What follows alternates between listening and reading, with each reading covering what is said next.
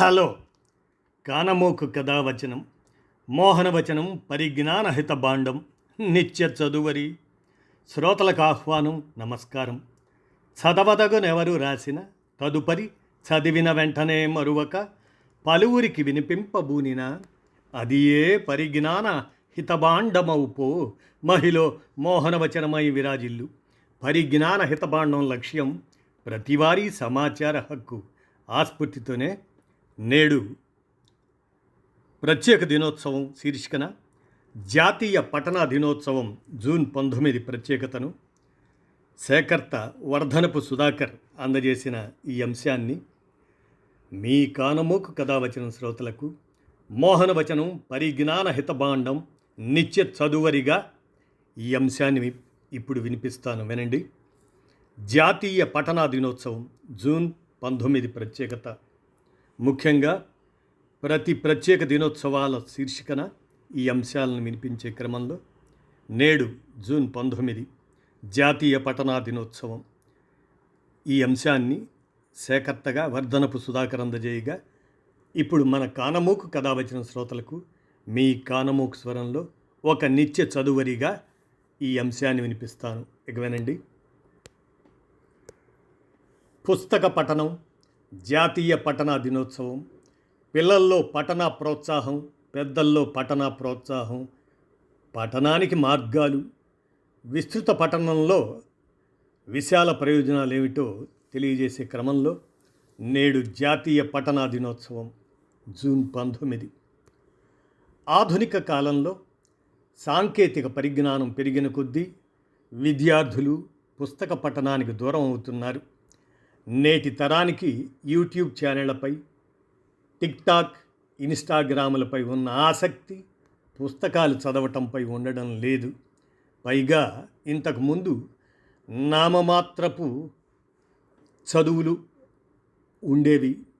వాటి అప్పట్లో ఎలా ఏదో ధరకు చదివి పుస్తకాలు తిరిగిచ్చే పద్ధతి ఒకటి, అద్దె పుస్తకాల దుకాణాలు అవి ఉండేవి. ఇప్పుడు అవి కరువయ్యాయి. మనం గనక పఠనాసక్తి ఆదరణ ఎట్లా అంటే విద్యార్థుల్లో పఠనాసక్తిని పెంచడానికి central board of secondary education CBSE ఏటా జూన్ 19న జాతీయ పఠన దినోత్సవాన్ని జరుపుకుంటుంది. కేరళలోని గ్రంథాలయం ఉద్యమకర్త దివంగత PN పాణికర్ జూన్ 19న చనిపోయారు. ఆయన జ్ఞాపకార్థం ఈ దినోత్సవాన్ని జరుపుకుంటుంటారు. జూన్ 19 దాని తరువాత వారాన్ని పఠనా వారంగా మరియు ఇదే కార్యక్రమాన్ని జూలై 18 వరకు నెల మొత్తం పఠన మాసంగా జరుపుకుంటారు. ఇక జాతీయ పఠనా దినోత్సవం గురించి మనం పరిశీలిస్తే భారతదేశంలో జాతీయ పఠన దినోత్సవాన్ని 1996లో ప్రారంభించారు.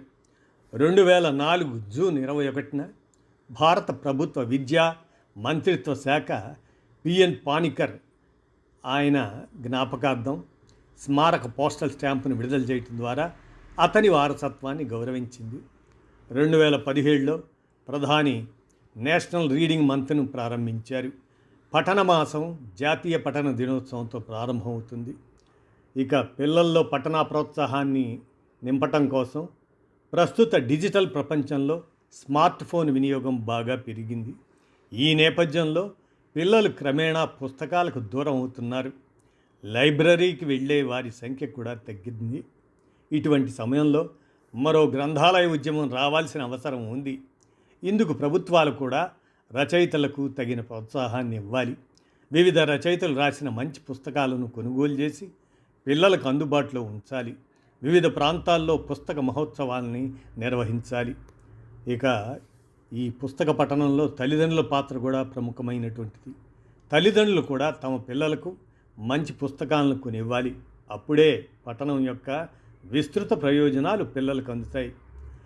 పెద్దల్లో పుస్తక పఠనాన్ని పెంచడానికి పుస్తకాలను ఎంచుకునేటప్పుడు వారి అభిరుచిని దాన్ని పరిగణలోకి తీసుకోవాలి.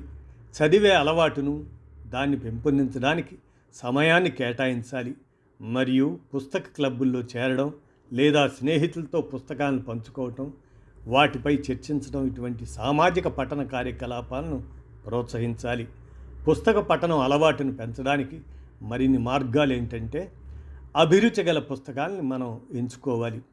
పెద్దలు తమకు ఆసక్తి ఉన్న అంశాలపై పుస్తకాలను ఎంచుకుంటే చదవటం మరింత ఆనందదాయకంగాను సులభతరంగానూ ఉంటుంది. ఉదాహరణకు, ఒకరు వంట చేయటం ఇష్టపడితే వంట పుస్తకాలు లేదా ఆహార సంబంధిత నవలలు చదవటం మంచిది. ఇక వ్యక్తిత్వ వికాసం, దాని మీద శ్రద్ధ గలవారు సెల్ఫ్ డెవలప్మెంట్కి సంబంధించిన పుస్తకాలపై ఆసక్తి ఉంటే అటువంటివి చదవాలి. చదవటం ఒక ఎత్తు అయితే ఆచరణ మరొక ఎత్తు. ఇక సమయాన్ని కేటాయించడం అనే విషయానికి వస్తే, ప్రతిరోజు కొంత సమయం కేటాయించి పుస్తకాలు చదవటం అలవాటు చేసుకోవాలి. దీనికోసం ఉదయం లేదా రాత్రి పడుకునే ముందు సమయం కేటాయించుకోవచ్చు. ఇక పుస్తక క్లబ్బులు అనేవి, పుస్తక క్లబ్బుల్లో చేరటం వలన ఇతరులతో కలిసి చదవటం మరియు పుస్తకాల గురించి చర్చించడం ద్వారా మరింత ప్రోత్సాహం లభిస్తుంది. ప్రతి చిన్న పెద్ద నగరాల్లో పుస్తక క్లబ్బులు వెలిశాయి. లేకపోతే ఇటువంటి వ్యాపకాలపై ఇష్టం ఉన్న వారితో ప్రారంభిస్తే మరీ మంచిది. ఇక సామాజిక పఠన విషయానికి వస్తే, స్నేహితులు లేదా కుటుంబ సభ్యులతో కలిసి పుస్తకాలు చదివి ఆ తర్వాత వాటి గురించి చర్చించుకోవటం వలన పఠనం మరింత ఆనందదాయకంగా మరియు ఉత్తేజకరమైనదిగా మారుతుంది. మరి ఇతర మార్గాలు కూడా ఉన్నాయి పఠనానికి. ఆడియో బుక్కులను వినడం. ఆ క్రమంలోనే మన కానమోకు కథావచనం శ్రోతలకు ఇది యూట్యూబ్ పాడ్కాస్ట్గా వినిపిస్తున్నటువంటిగా కానమోకు కథావచనం, మోహనవచనం, పరిజ్ఞాన హితభాండం, నిత్య చదువరి అనే ఇదిగా ఈ ఆడియో బుక్ ప్రక్రియగా నేను నేటికి దాదాపు 800 పైగా ఈ వీడియో పాడ్కాస్ట్ను ప్రముఖమైనటువంటి అంశాల మీద, ముఖ్యంగా ప్రముఖుల జీవిత చరిత్రలు, అలాగనే ప్రత్యేక దినోత్సవాలు, అలాగనే కథలు, ముఖ్యంగా కథల్లో కూడా సమకాలీన కథా సందేశాలని ఈ విధంగా ఈ ఆడియో మార్గంలో నేను వినిపిస్తున్నాను. అందరూ ఆదరిస్తున్నందుకు సంతోషం. ఇక ఈ విషయాల్లో ఆడియో బుక్లు వినడం అనే ప్రక్రియలో పుస్తక సమీక్షలను చదవటం మరియు పుస్తకాల గురించి వెబ్సైట్లు లేదా బ్లాగులను సందర్శించడం కూడా ఈ పఠనాన్ని ప్రోత్సహించడంలో సహాయపడతాయి.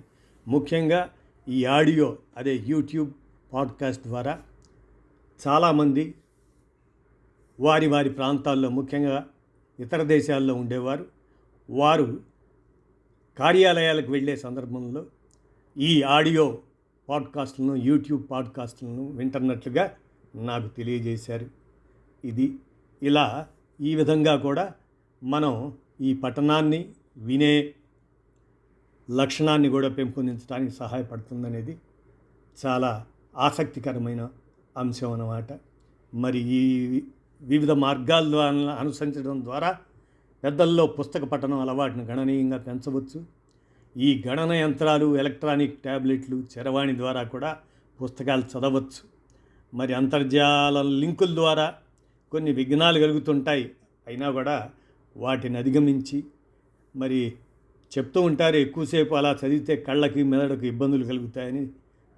తతిమ్మ శాస్త్రవేత్తలు లాంటి వాళ్ళు చెప్తున్నా కూడా, ఏది ఏమైనా కూడా పఠనం, వినడం అనేటువంటిది ముఖ్యమైనటువంటి లక్షణంగా దాన్ని ప్రోత్సహించాల్సిన క్రమంలో నేడు జూన్ 19 జాతీయ పఠన దినోత్సవాన్ని, ఈ అంశాన్ని సేకరించి అందజేసిన వర్ధనపు సుధాకర్ గారికి కృతజ్ఞతలతో ఈ అంశాన్ని నేడు జూన్ 19 ప్రత్యేక దినోత్సవాల శీర్షికన ఈ అంశాన్ని కానమోకు కథావచనం, మోహనవచనం, పరిజ్ఞాన హితభాండం ఆ క్రమంలో వినిపించాను. విన్నారుగా. ధన్యవాదాలు.